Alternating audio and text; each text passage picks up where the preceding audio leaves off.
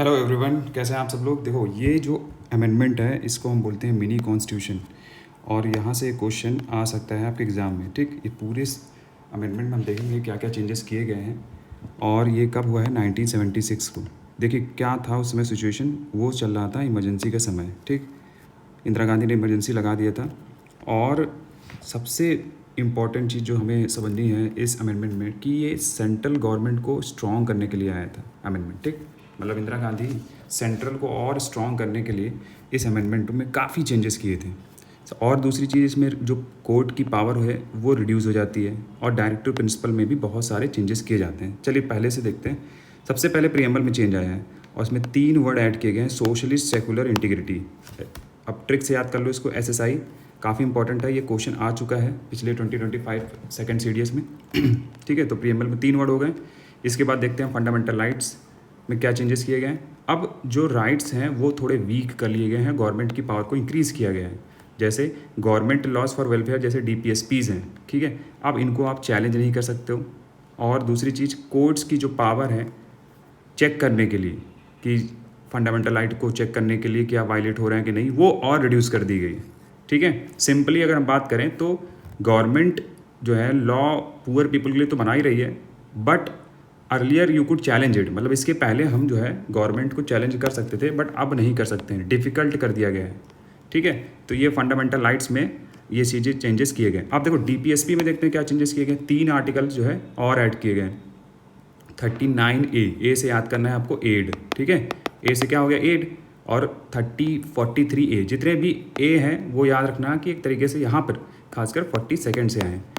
43A में workers participation in the management आया हुआ है। फिर एक और आया यहाँ पे environment protection and wild life. ठीक, ये आया है 48A में। किस में आया, 48A। तो यहाँ पे ए देख रहे हो, ए सिग्निफाई कर रहा है कि ये 42nd अमेंडमेंट से आए हुए हैं। ठीक, फिर यहाँ पे फंडामेंटल ड्यूटीज़ जो कि किस कमेटी से आए थे, ये आए थे आपके स्वर्ण सिंह कमेटी के रिकमेंडेशन में आए थे ये। और इनिशियली 10 ड्यूटीज़ थी, याद रखना कि ये पार्ट 4 में है 51A आर्टिकल। ठीक, इनिशियली कितने थे, इनिशियली जो है ये टोटल 10 थे। और जो 11th है, 11th को हम याद करेंगे के से। के क्या मतलब, नॉलेज किसको, 6 to 14 ईयर्स ऑफ एज में जो भी बच्चे हैं उनके पेरेंट्स की जिम्मेदारी है to provide opportunities of education. ठीक है, 6 to 14 years of age. Example इसमें देख सकते हो कि जो भी ड्यूटीज़ हैं कुछ उसमें है, जैसे रिस्पेक्ट करना कॉन्स्टिट्यूशन, प्रोटेक्ट इन्वायरमेंट, ठीक है, और प्रमोट हार्मनी। बाकी तो आपको पता ही होगा। अब आते हैं हम, जो अगला चेंज किया गया है, पार्लियामेंट और गवर्नमेंट पावर को इंक्रीज़ किया गया। जैसे मैंने बताया आपको कि अब प्रेसिडेंट को एडवाइस फॉलो करनी पड़ेगी PM की। ठीक है, और लोकसभा और असेंबली के जो टर्म्स हैं वो 5 से 6 साल कर दिए गए। ठीक है, ये भी याद रखना, 5 से 6 साल कर दिया गया है। 6 साल कब हो सकता है, जब अर्जेंट सिचुएशन हो, इमरजेंसी सिचुएशन हो, तो 1 साल एक्सटेंड किया जा सकता है। ठीक, ध्यान रखेंगे कि बहुत सारे प्रोविजंस 44th अमेंडमेंट में क्या किया जाता है, 42nd अमेंडमेंट के जो है प्रोविजंस को कैंसिल किया जाता है। ठीक, 44th में जब जनता गवर्नमेंट आती है तो कई सारे प्रोविजन जो इंदिरा गांधी गवर्नमेंट के होते हैं उनको कैंसिल कर दिया जाता है या ख़त्म कर दिए जाते हैं। जुडिशरी में क्या चेंज किया गया, जैसे मैंने बताया जुडिशरी की पावर को वीक रिड्यूस कर दिया जाता है। देखो, high courts can not question the central laws, मतलब जो भी सेंट्रल गवर्नमेंट कुछ बनाती है तो उनको क्वेश्चन नहीं कर सकती है। और सुप्रीम कोर्ट को भी रेस्ट्रिक्ट कर दिया गया है, जुडिशियल रिव्यू की पावर जो थे ऑलमोस्ट छीन ली गई है। ठीक है, और तो ये सारी चीज़ें हुई हैं। अब इसके बाद देखते हैं अमेंडमेंट पावर।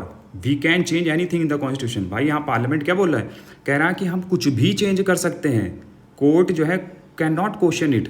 और यहाँ पर ही हम जो बता रहे हैं कि जुडिशियल रिव्यू की पावर जो कोर्ट्स की थी, सुप्रीम कोर्ट के पास पावर थी जुडिशियल रिव्यू की, ठीक है, कि हम इसको चेंज कर सकते हैं, वो क्वेश्चन ही नहीं कर सकता क्योंकि पावर ही छीन ली गई है।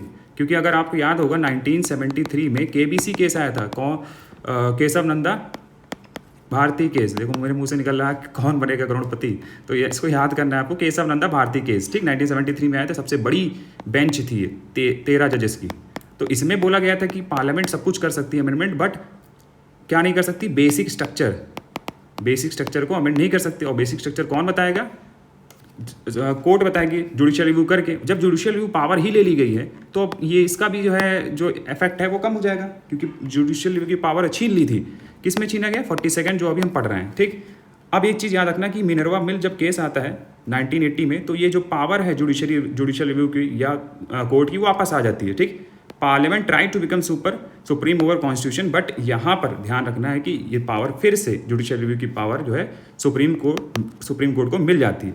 अब फेडरल सिस्टम में क्या चेंज किया गया है, देखो अब यहाँ पे ध्यान देना, यहाँ पर भी एक तरीके से सेंटर ने अपने आप को पावरफुल बनाने के लिए 4 जो सब्जेक्ट थे, ठीक है, shifted subjects to concurrent list, मतलब ये जो 4 सब्जेक्ट थे पहले स्टेट लिस्ट में थे और इसको किस में किया गया, कंकरेंट में। और कंकरेंट में क्या होता है, कंकरेंट में सबसे पहली प्रायोरिटी होती है सेंट्रल लॉज बनाने की। ठीक है, मतलब एक तरीके से कंकरेंट लिस्ट में पावरफुल भी सेंटर ही होता है। ठीक, अब यहाँ पे एजुकेशन आ गया कंकरेंट लिस्ट में, फॉरेस्ट आ गया कंकरेंट लिस्ट में, वाइल्ड लाइफ आ गया, वेट एंड मेजर्स आ गए। तो आपको याद रखना है, चारों बहुत इंपॉर्टेंट है। ठीक, फिर ट्रिब्यूनल्स भी आया हुआ है इसमें, आर्टिकल 323A और 323B। ठीक है, ये दोनों आर्टिकल हैं। ठीक, ट्रिब्यूनल्स जो एडमिनिस्ट्रेटिव ट्रिब्यूनल्स वगैरह जो है, ये 2 आर्टिकल्स आए हुए हैं आपके, याद रखना है किस में आए हुए हैं, ये 42nd अमेंडमेंट में आए हुए हैं। ठीक, इमरजेंसी की पावर को भी स्ट्रॉन्ग की गई है, सेंट्रल गवर्नमेंट को और पावर दे दी गई है, कोर्ट्स के रोल को रिड्यूस कर दी गई, ये तो हमने देखा।